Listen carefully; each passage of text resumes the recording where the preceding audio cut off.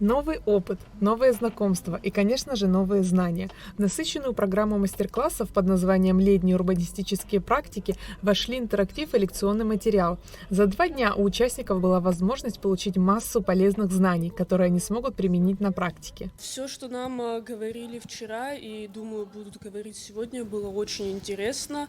Нам показывали работы, нам рассказывали о них, говорили, какие могут быть ситуации по ходу работы, какие могут произойти какие-то неожиданные изменения, как вот из одного проекта может получиться совершенно другой, более лучше может быть.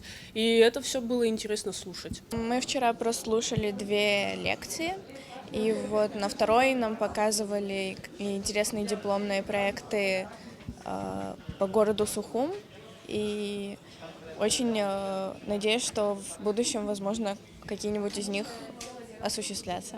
Темой завершающего дня мастер-классов была «Стратегические аспекты развития современного города», которую представила спикер Светлана Маковкина, кандидат экономических наук. Дом Москвы в Абхазии первый, кто сделал такие урбанистические практики. То есть это тема о развитии городов и территорий. Мне кажется, она нереально перспективна. И именно с этим предложением на меня вышел Московский дом соотечественника просто принять участие вот в таком интересном, необычном мастер-классе. Во время интерактивной программы участники должны были нарисовать свой идеальный город за отведенные 20 минут. Каждый с интересом предлагал свои планы и слушал соседа по команде.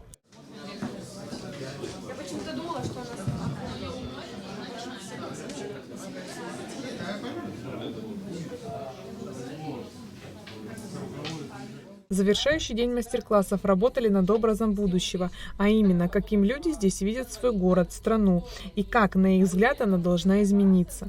В течение всех 2 дней начинающие архитекторы увлеченно слушали спикеров, чтобы не упустить ни единой важной и новой информации. Основная идея у нас показать современным ребятам, проживающим здесь на территории, причем это не только студенты, молодежь, это и в том числе, я знаю, что зашли к нам и работающие архитекторы, это и наши соотечественники, которые проживают здесь, в Республике Абхазия, показать, как развиваются вообще современные города, какие существуют тренды в архитектуре, градостроительстве, урбанистике, как можно сформировать здесь на территории комфортное для жизни пространство, комфортное и для населения, для местных жителей, это первостепенно, и для туристов, и для молодежи, и для какой-то другой, более взрослой целевой аудитории.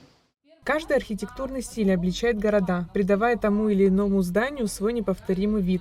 Чем больше у молодого поколения опыта в этом направлении, тем динамичнее будет развиваться современный облик окружающего нас пространства. Айлита Арутюнян, Алексей Агухова, Абхазское телевидение.